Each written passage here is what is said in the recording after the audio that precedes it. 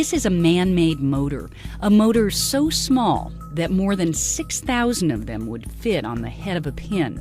Welcome to the world of the nanometer, a unit of measure that is 1/1000th of a meter. A nanometer is pretty small. One of the best analogies that I like to use is to compare it with a human hair. If you take a hair off of the top of your head, you can see that it's very thin. And now if you take something that's 100,000 times thinner than that, that's a nanometer. The ability to observe and construct things this small is at the heart of nanotechnology. And what scientists have discovered is that at the nanometer scale, everyday materials start to act in unimaginable ways.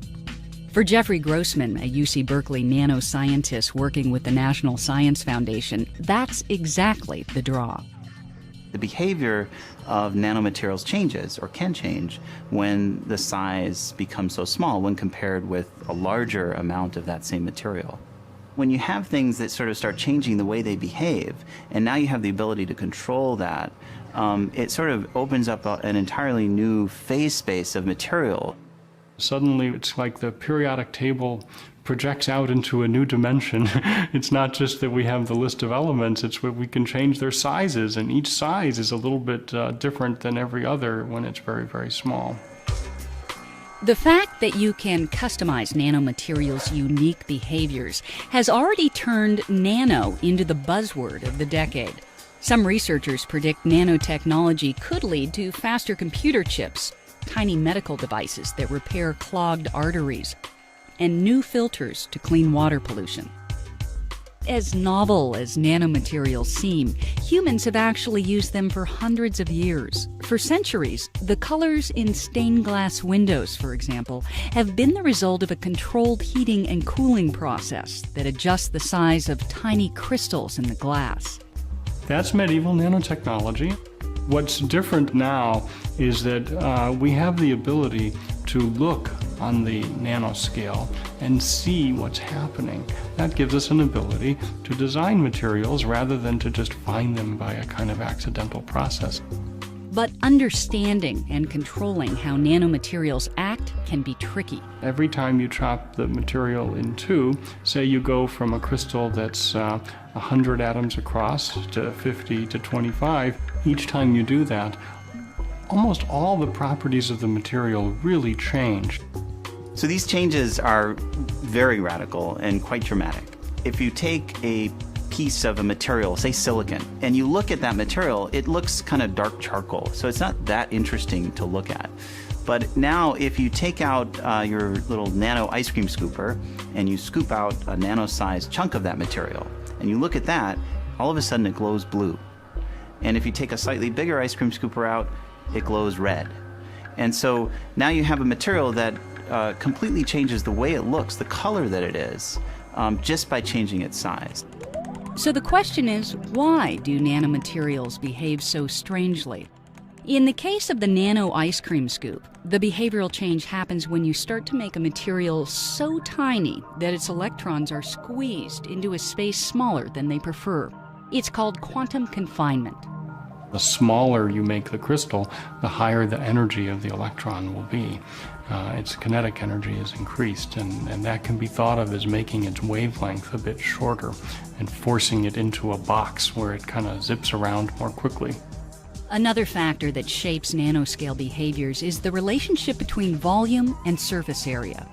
Things this small have much more outside than they have inside. The surface area of the material starts to skyrocket compared to its volume. And in fact, when you get down this small, most of the material could be just surface, and very little of it is actually volume. And the reason why that's interesting is that the more surface you have, the more reactions you can carry out on that surface, so you can do things like filtering much more efficiently. So you could filter water more effectively with more surface area. Our ability to observe and change things at the nanoscale has led to a host of new materials applications, and has even made it possible for scientists to begin building working nanomechanical machines like this motor. But in the world of nanomachines, nature is still king. Some of the most fascinating things that we see on the nanoscale are the machines that nature builds on the nanoscale. Nature makes rotors and motors and things that operate on this length scale of a few nanometers by making protein assemblies and that have these interesting nanomechanical properties. If you look at the flagellum of a bacterium, it's a little nanoscale motor, and it has bushings and all kinds of little pieces inside there that is built very differently than the way we make ours. And they have some other tricks they're trying to decipher. Ali Visatos and his colleagues are eager to understand and apply some of these new ideas to the real world. Among their goals, finding new forms of clean energy.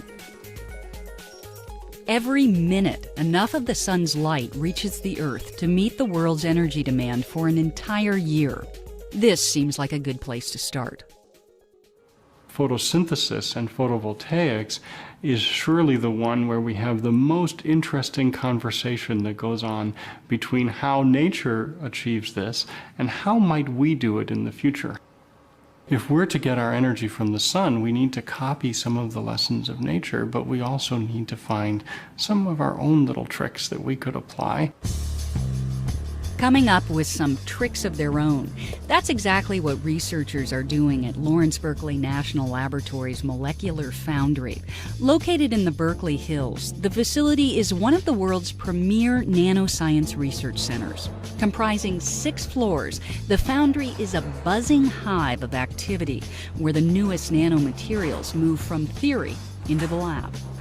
We're working on developing plastic solar cells, so trying to harvest light for energy using polymers and more like nylon. Traditional solar cells using crystalline silicon as the light-absorbing material are less than ideal.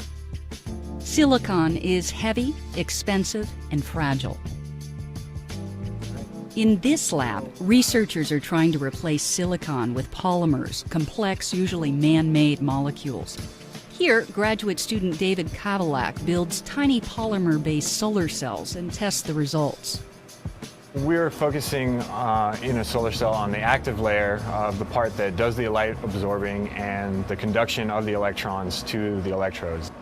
We can design these conjugated polymers that are conducting in any number of ways. We can add on certain side chains to them that make them more soluble, that make them better conductors, that change the energy levels and the band gaps of these polymers. We start with a glass substrate with a transparent electrode, which is normally indium tin oxide. We spin a polymer solution down on top of this, which the solvent evaporates really quickly, and we're left with approximately 100 nanometers of polymer, which is our active layer. Then we take it, evaporate on a top contact electrode, and test it in a solar simulator. We have 8 aluminum electrodes that gives us 8 solar cells per substrate.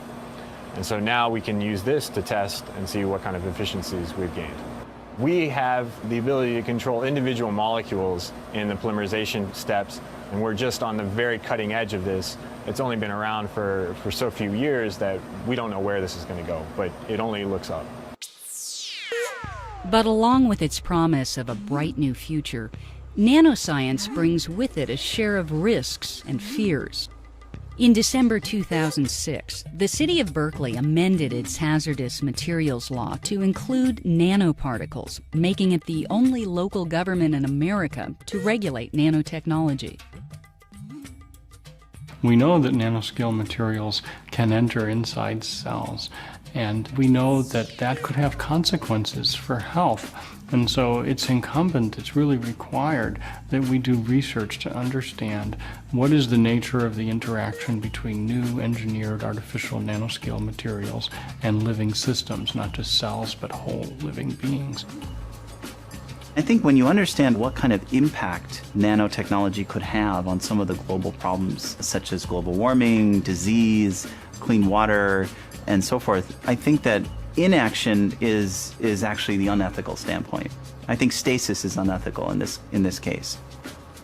These advances that we're describing today are really key to achieving health and to achieving sustainable energy technology, the big issues of our day in many ways. And so I think every member of the public has an obligation to try to learn a little bit about these things so that they can participate in that debate in a meaningful way. Hello everyone, this is Wizbasky and welcome to another Did You Know video. What do you think of when I say the words nanotechnology?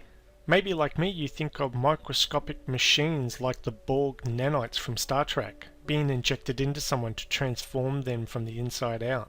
But did you know nanotechnology is not science fiction? It has practical uses being used right now in everyday items, such as body armor, medicine, electronics, fuel cells, sporting goods, and many more items. One of the coolest and most recognizable nanotech items are mini UAVs, like robotic insects, that the army might use for surveillance. If you type nanorobots into YouTube, you will see a very common picture of a robotic mosquito on a fingertip, although I can't find any footage of it in operation. As small as that robot is, there are far smaller machines that have been produced even at an atomic level, such as mini engines smaller than a blood cell that run for hours and can be used to deliver medicine directly to a particular area of the body for cancer treatments. Nanotechnology, or nanotech, is the manipulation of matter on an atomic, molecular and supramolecular scale. After researching this topic, I did not come across many did you know moments, but it was still fascinating to learn its uses. Did you know there are 25,400,000 nanometers in an inch? A sheet of newspaper is about 100,000 nanometers thick. A human hair is approximately 100,000 nanometers wide. So where is nanotechnology being used today? Nanotechnology is used in many commercial products and processes. For example, nanomaterials are used in manufacturing such as boat hulls and car engines. Nanoceramics are used in some dental implants to fill holes in diseased bone. Nanocoatings are applied to eyeglasses to make them easy to keep clean and harder to scratch. Nano-enabled coatings are used on fabrics to make clothing stain resistant. Nanotechnology is used in the computer industry to make the fastest, most advanced computer chips. So how does this nanotech help? Well, in the body armor industry, shear thickening liquid, a nanotechnology invention, when applied to fabric like Kevlar, prevents pointed weapons like spikes or ice picks from penetrating between its yarns. In the field of medicine, researchers are developing customized nanoparticles the size of molecules that can deliver drugs directly to diseased cells in your body. When it's perfected, this method should greatly reduce the damage treatments such as chemotherapy does to a patient's healthy cells. In the electronics industry, nanoelectronics holds some answers for how we might increase the capabilities of electronic devices while we reduce their weight and power consumption, such as improving display screens on electronic devices. Samsung's new 2015 mobile phone prototype has a flexible screen that bends. In the space industry, nanotechnology may hold the key to making spaceflight more practical. Advancements in nanomaterials make lightweight spacecraft. By significantly reducing the amount of rocket fuel required, these advancements could lower the cost of reaching orbit and traveling into space. So these are just a few ways that nanotechnology is improving our lives. So where is nanotechnology heading in the future? Nanotechnology may have its biggest impact on the medical industry. Patients will drink fluids containing nanorobots programmed to attack and reconstruct the molecular structure of cancer cells and viruses. There's even speculation that nanorobots could slow or reverse the aging process, and the life expectancy could increase significantly. But that's far off into the future. Anyway, that's the end of this video. Thank you for watching. Please subscribe and like, and we'll see you next time. Bye bye.